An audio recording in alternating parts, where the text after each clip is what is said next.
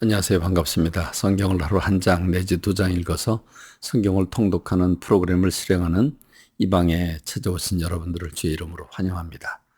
오늘은 우리가 요한복음 17장을 묵상하게 될 텐데, 여러분, 요한복음 17장은 알고 보면 아주 굉장한, 정말 의미 깊고 정말 눈물 날 수밖에 없는 그런 메시지로 가득 차 있습니다.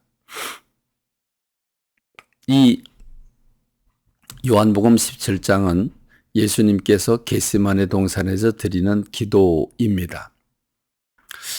우리는 예수님이 겟세마네 동산에서 기도한 것은 딱 한 가지를 기도한 것으로 알고 있습니다.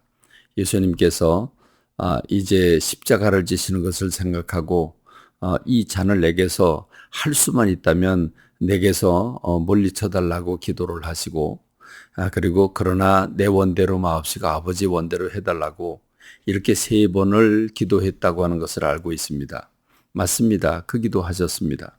그런데 그건 마태복음에 나오는 마태가 관찰한 예수님이고, 지금 요한이 본 예수님, 요한이 예수님께서 드리는 그 겟세마네 동산에서 땀방울이 변해서 핏방울이 되도록 기도하신 그 기도의 내용이 무엇인가를 구체적으로 밝히고 있는 게, 그게 바로 요한복음 17장입니다.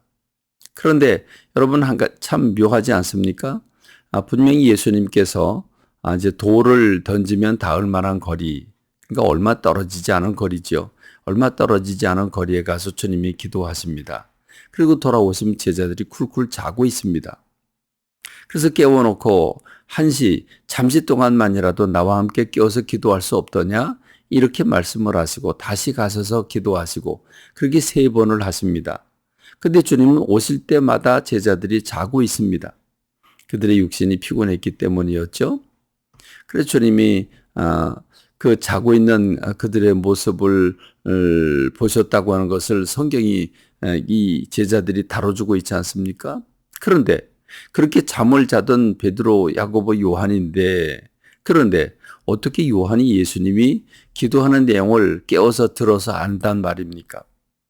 그렇습니다. 우리는 육신적으로 또는 이성이나 또는 이 상식적으로 이해하기가 좀 힘듭니다. 그러나 아마도 성령님께서 요한이라고 하는 제자에게 성령을 부으셔서 깨닫게 해주지 않았을까 하는 생각이 듭니다.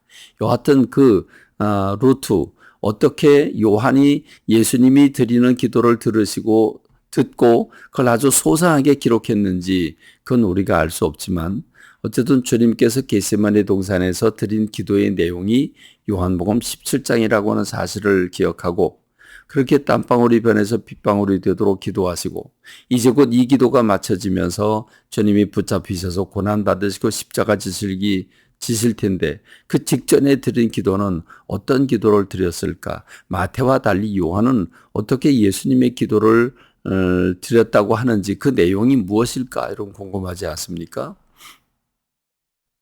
크게는 3부분으로 나눌 수가 있습니다. 첫째 부분은 1절로 5절의 말씀에서 이제 아들을 영화롭게 하셔서 아들로 아버지를 영화롭게 해달라고 기도하고 계십니다. 예수님은 이 땅에 하나님께서 하나님의 뜻임을 알고 하나님께서 이 땅에 보내셔서 보냄을 받고 이 땅에 오셨습니다. 한마디로 말하면 주님이 순종하고 오신 것입니다. 그렇습니다. 창조주 하나님께서 육의 몸을 입고 어린아이의 모습으로 이 땅에 오셔서 아주 그 연약한 어린아이로 자라나시고, 그리고 마침내 육의 몸을 입으시고 주님께서 잃어버린 모든 것들을 다시 다 되찾아 주시고 그 천국을 우리에게 안겨주신 다음에 마지막으로 전 인류의 죄를 십자가에서 짊어지시고 죽으시기 위해서 십자가 지신 거 아니겠습니까? 이렇게 지금 십자가 지시려고 하는 그 전날, 아니 몇 시간 전 주님은 이제 아들을 영화롭게 해달라고, 그래서 아들로 아버지를 영화롭게 해달라고 주님이 기도하고 계신 겁니다. 주님 말씀하십니다. 주님이 이 땅에 오신 목적은 세상에 영생을 주기 위해서 오시지 않았습니까? 그래서 이제 주님을 영화롭게 해달라고 하는 것과 주님의 그 뜻에 순종하고 주님이 십자가 지신 것을 받아들이는 사람들에게 영생을 주시기를 기도하고 있는 겁니다. 주님이 십자가를 지시는 것은 죄에서 우리를 구원하고 영원한 생명을 주시기 위해서 십자가를 지시는 것 아니겠습니까? 그러므로 주님이 그 기도를 드리고 계시는 겁니다.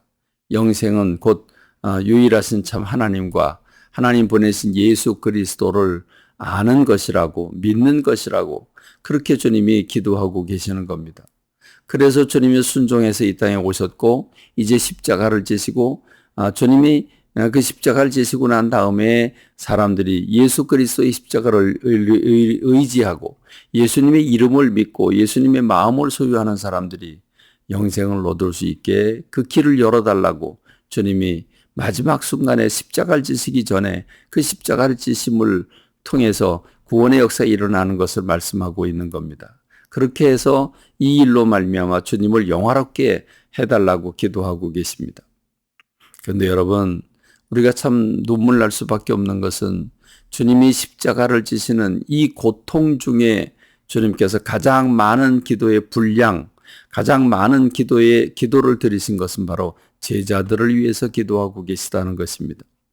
하나님께서 제자들을 주님 손에 붙여주셔서 제자들을 그 마음에 품고 주님께서 가르치시고자 하는 모든 하늘의 비밀을 저들에게 다 가르쳐 주셨다고 하는 것과 이제 내가 저들을 떠나게 되었는데 하나님, 내가 저들을 위해서 기도하는 것은 저들로 하나님 나라를 데려가자 함이 아니라 그들은 이 세상에 남게 될 텐데 이 세상 사람들이 얼마나 제자들을 핍박할 것인가를 주님이 내다보시고 하나님께서 그들을 보호하시고 그들의 믿음을 보존케 하시며 그들이 거룩하게 하시고 그들이 그 거룩함을 유지하고 무엇보다도 하나님과 주님 그리고 제자들이 하나가 되어서 늘 소통하게 되게 해달라고 기도하고 계시는 겁니다.